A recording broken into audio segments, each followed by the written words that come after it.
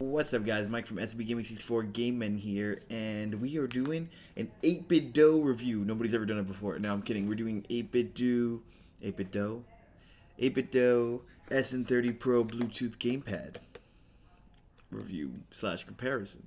Now, this is the one I own. I've been using this for a while. People always ask me what controller I use when I play Super Mario Maker 2. This is the controller. Granted, I got some bad luck, like most of us have, and was not able to get the Super Nintendo Switch edition. So, I went to this as a replacement because I'm not a big fan of the Pro controller, though I know many people do like it. But we're comparing it, though. This is getting compared to this, the new updated version of the 8bitdo SN30 Pro Bluetooth gamepad. So, if you go on the 8bitdo website, it says this is discontinued. There's two versions of this. There's the SN30 Pro, and there's the SF30 Pro. That just stands for Super Famicom and Super Nintendo. With the only difference between those two is you get the rainbow buttons for here, like the Super Famicom had, and you don't get the concave Y and X, which is what I personally like with my, I guess, old school controller. I do enjoy the concave buttons on the Y and X. There are better buttons and more in-depth comparisons to like really feel it. But essentially, if you want all the buttons to be, or it doesn't matter to you at all, then, or concave out instead of concave in, then you could just get the Super Famicom one because the color scheme is definitely better than the Super Nintendo one. So overall, if we look at this compared to an original Super Nintendo controller, roughly the same size. Nothing special. I mean, the only difference is the buttons are more centerized on the Super Nintendo controller versus the SN30 Pro. Obviously, because there are analog sticks, there are two extra triggers. Because again, this is for Switch. It's supposed to be a replacement for or an alternative for your Pro controller compared to this.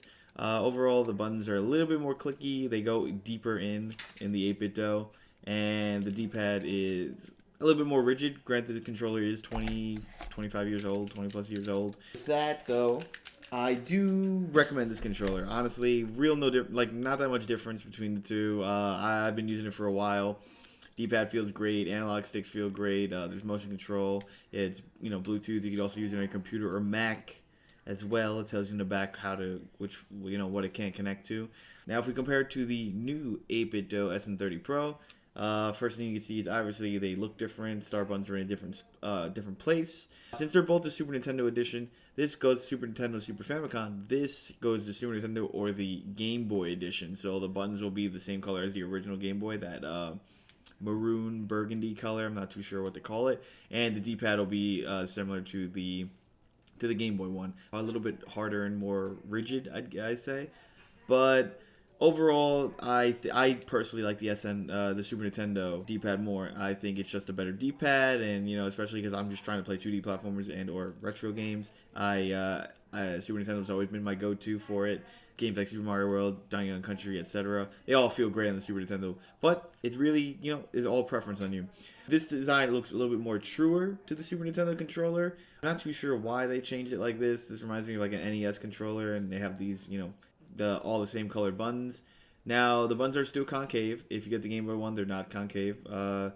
Again, concave is very important to me. I'm holding Y in most of these games where I'm sprinting.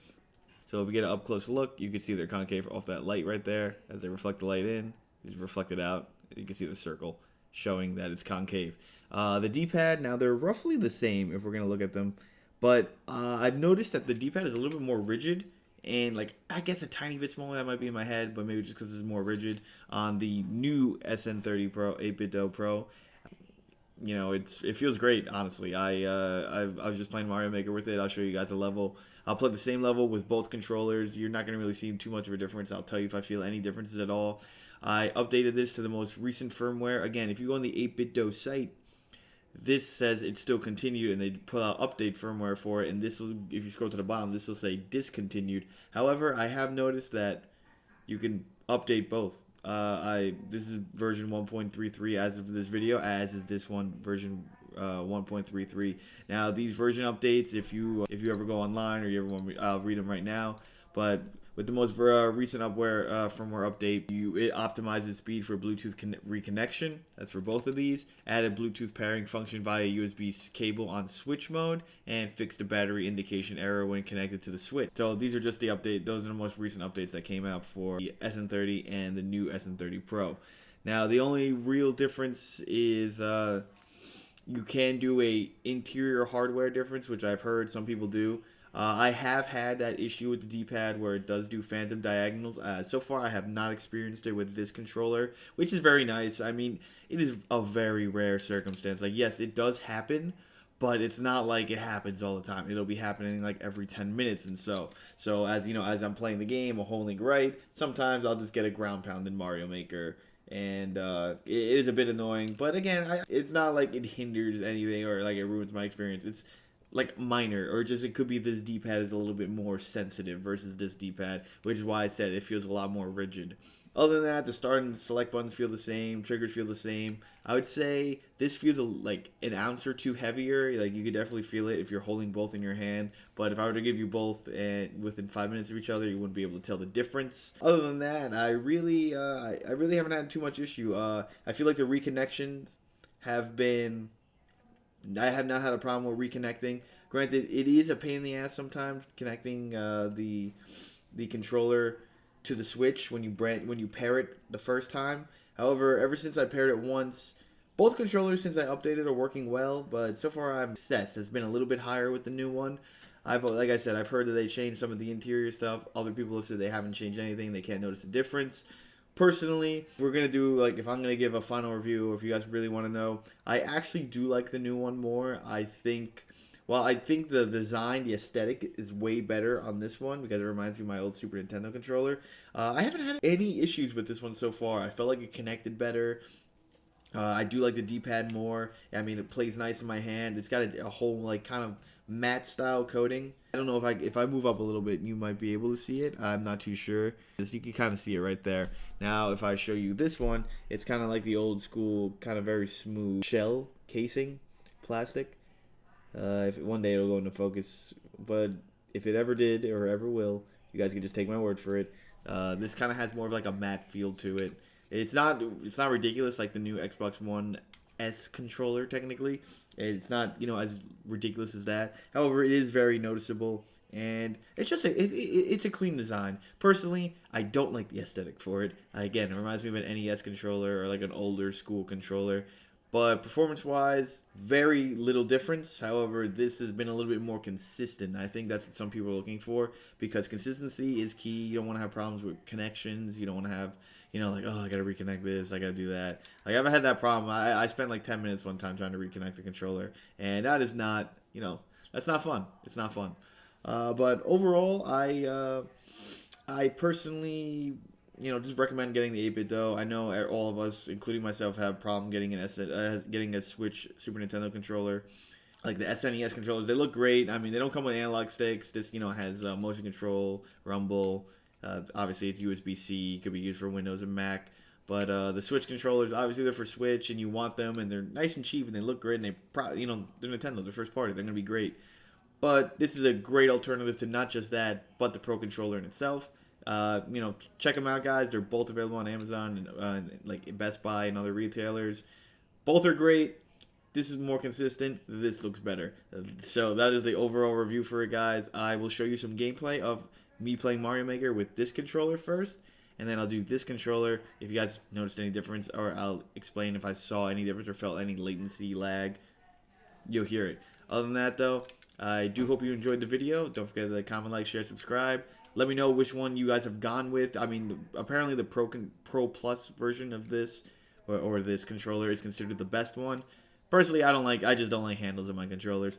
But let me know which 8bitdo product you get. I mean, they also have the USB where you can use any controller, like your Xbox or your PlayStation 4 controller, but not your GameCube controller. You can use your GameCube controller regardless. But yeah, let me know what you guys got. All right, thank you guys, and have a wonderful day. Okay, so first we're going to do is we're going to try this with the old SN30 Pro controller. So I'm going to hit start here, see how fast it connects. It's fun. There we go. So remember, this is already synced controller. This level's quick, so we'll do that. I mean, we don't want to spend all day doing it. Okay, I'm gonna just play like this, make life easier for you guys, so you can see exactly what buttons I'm pressing. I'll try to click as loud as I can.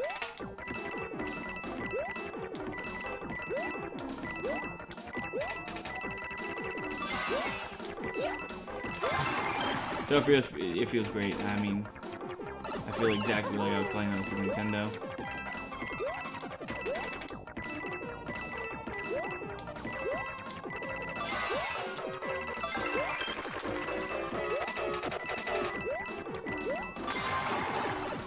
And that should be it. Okay. I'll hit OK. You guys can see how long it'll be. This is gonna be me hitting A from OK. It's for a latency test. Oh, it's perfect. So now we're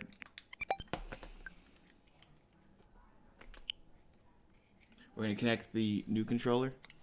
See how long that takes.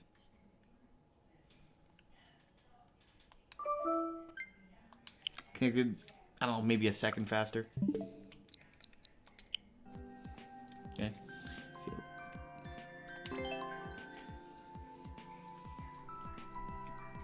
So far, no issues at all. And we'll do the same thing.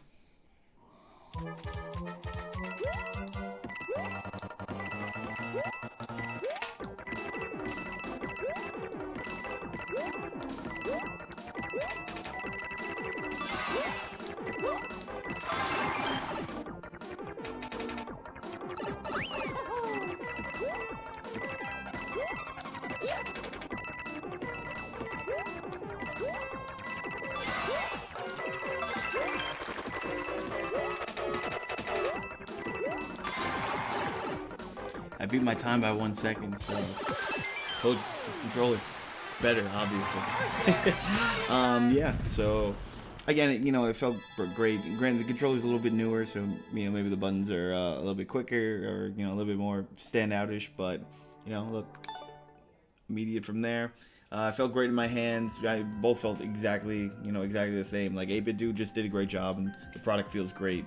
So overall, I hope you guys. This playtest was, I guess, a good demonstration to show you there's not too much difference. They're both on the same firmware. Remember, version 1.33 as of this video. Thank you.